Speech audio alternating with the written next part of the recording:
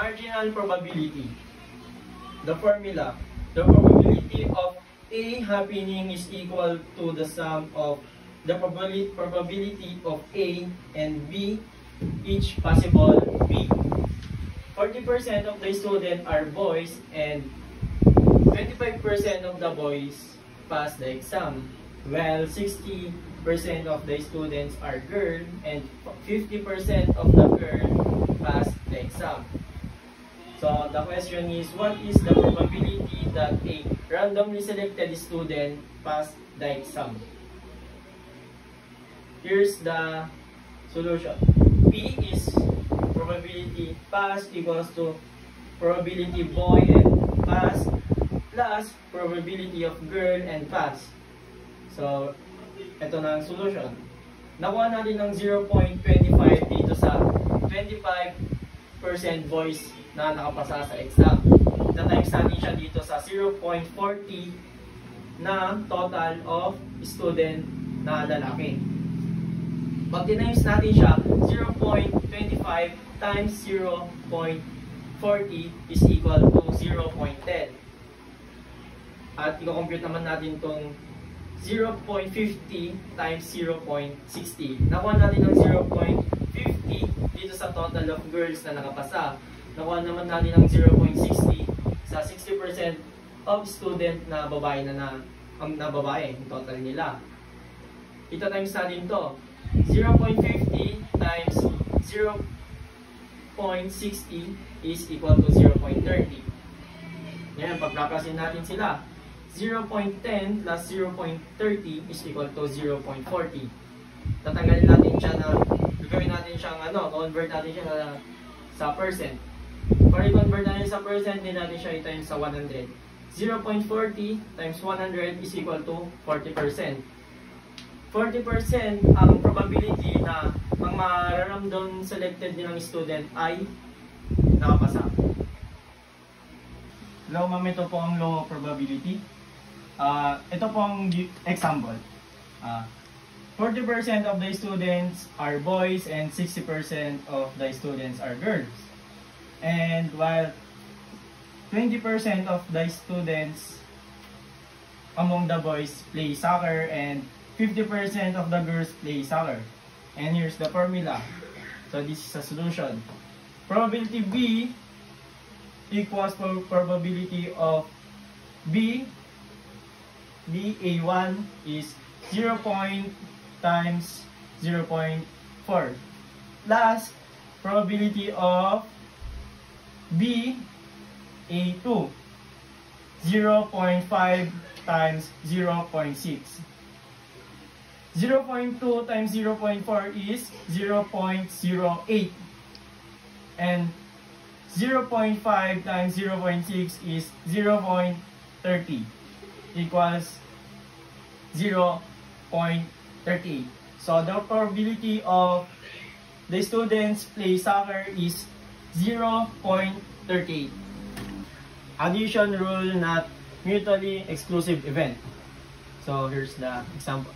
The probability of drawing a king or a heart from a standard 52 card of deck.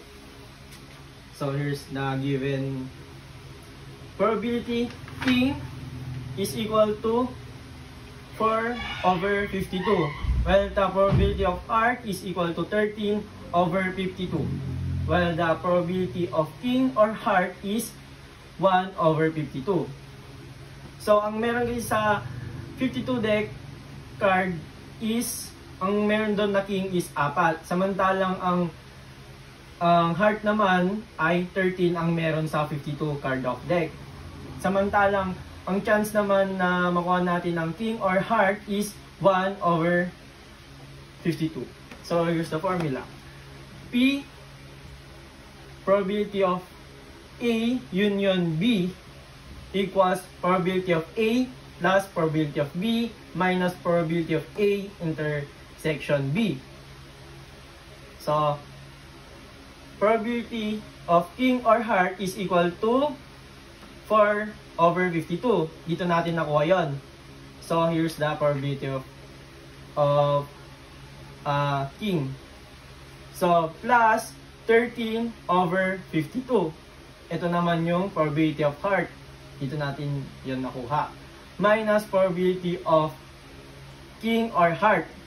So, ang nakuha nating answer dito is 4 plus 13 is 7 equals 7 yon. Minus 1, ang magiging sagot niya is 16 over 52. I-divide natin siya sa 4. 4 divided by 16 is 4, while 4 divided by 52 is 13. So, kinonvert natin siya into percent. Ang nakuha nating percent is 30.77%. Ang chance na makukuha natin ang king or heart ay nasa 30.77% o 4 over 13. So here's the basic probability formula. So here's the example. What is the probability of getting a A on a regular 6-sided die? Formula. The formula is P. Probability of E is the event is equal to none of the favorable outcomes over total number of possible outcomes. So the none of favorable outcomes is 1. So here's 1. Then the total number of the possible outcome is 6 because the die is have 6 sides. So pag kinonvert para makuha pa natin ang percentage nito, i-convert natin siya sa decimal. Ang decimal nito is 6.1667. Ito ang decimal. Ito ang pagka-convert niya sa decimal. Ito times natin to sa 100 para makuha natin ang percentage niya kung ilan na makuha natin for. 6.1667 times 100 is equal to 16.67%. Ang percentage na makukuha natin ang 4 is 16.67% or 1 over 6 ang possible outcomes na makukuha natin ang 4. Yun lang. This is the multiplication rule. Dependent event. So, ito ang formula. So, ang question is, a box has 5 blue pens and red pen. Total of 8 pens. You randomly pick 2 pens one after another without putting the first one back. So, the question is, what is the probability that both pens are red? First is, we need to get this one. P, probability of A is equal to 3 over 8. Kasi 8 yung total ng pen. Ang probability B, event A is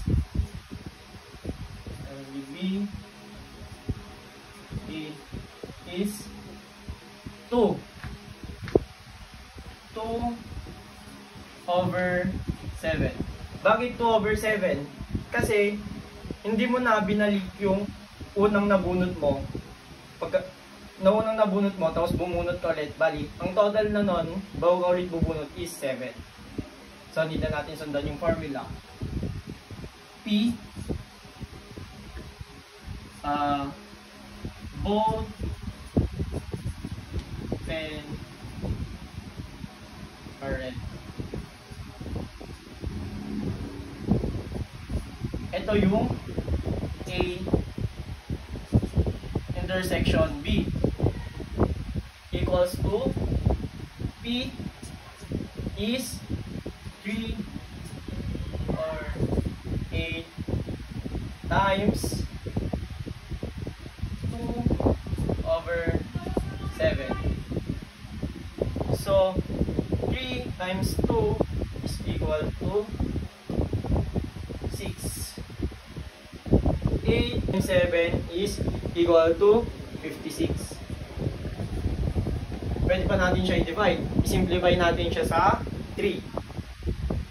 3 divided by 6 is equal to 3. 3 divided by 56 ay 3 divided by 56 ay 28. Ito ang probability na makukuha natin ng both pen are red. Pero pwede pa natin siya ipunta sa decimal point. Ang decimal point nito is 0.1071.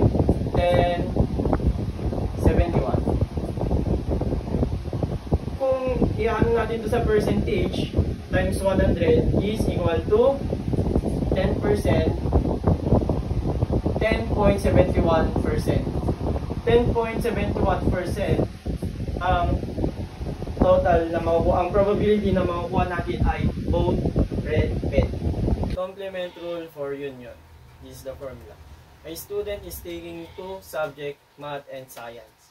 The probability pass math is 0.8. The probability that they pass the science is 0.7.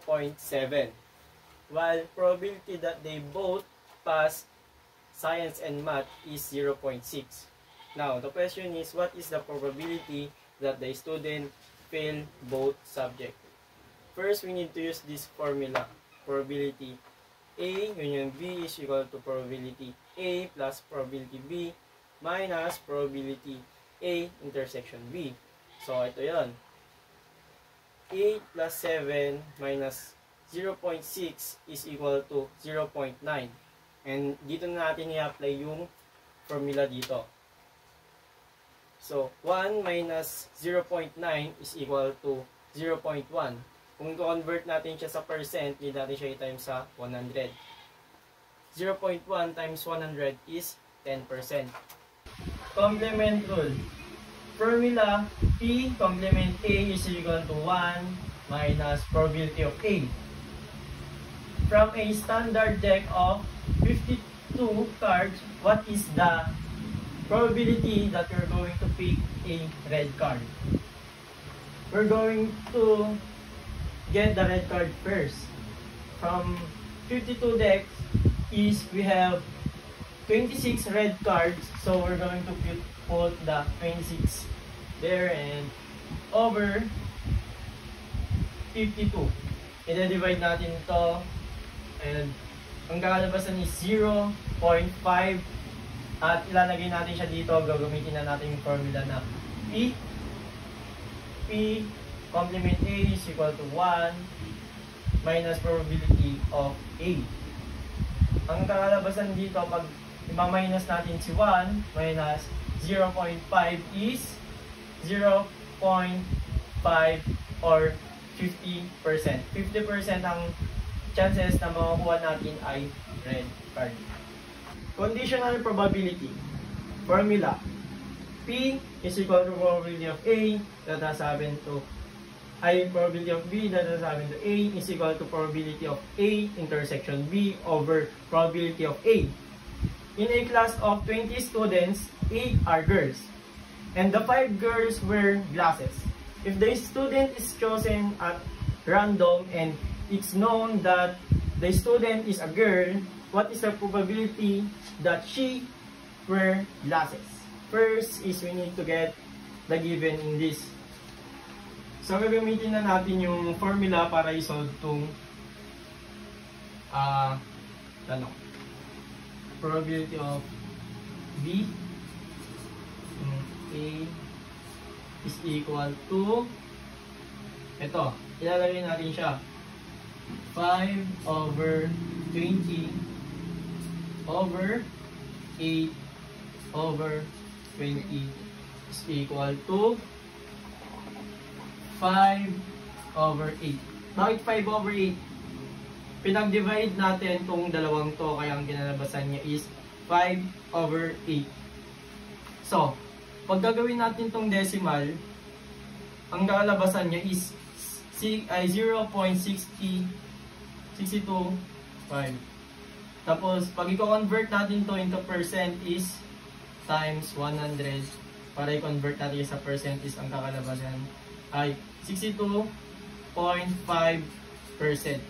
Ang probability na makukuha na nagsusuot ng glasses na girls ay 62.5%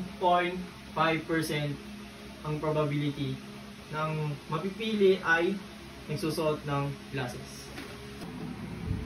Finite additivity.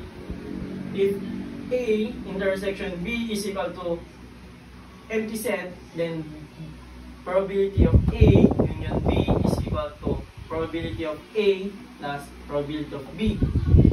So ito yon, ito ang probability A plus probability of B.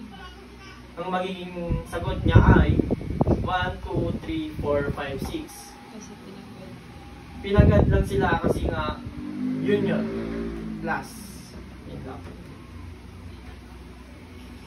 Probability of certain or sure event. Formula P, probability of certain event equals 1. You have a box with only green balls, 10 green balls inside. What is the probability that you pick green ball? Dito, ilalagay na natin ang formula dito. P is a probability green ball is equal to 10 kasi 10 balls over 10, i-divide natin siya, magiging 1. So equals 1 times 10, 100 is 100%. So ang probability na makakuha natin ng green ball is 100%. Kasi andito na sa pangalan niya, probability of a certain or sure event.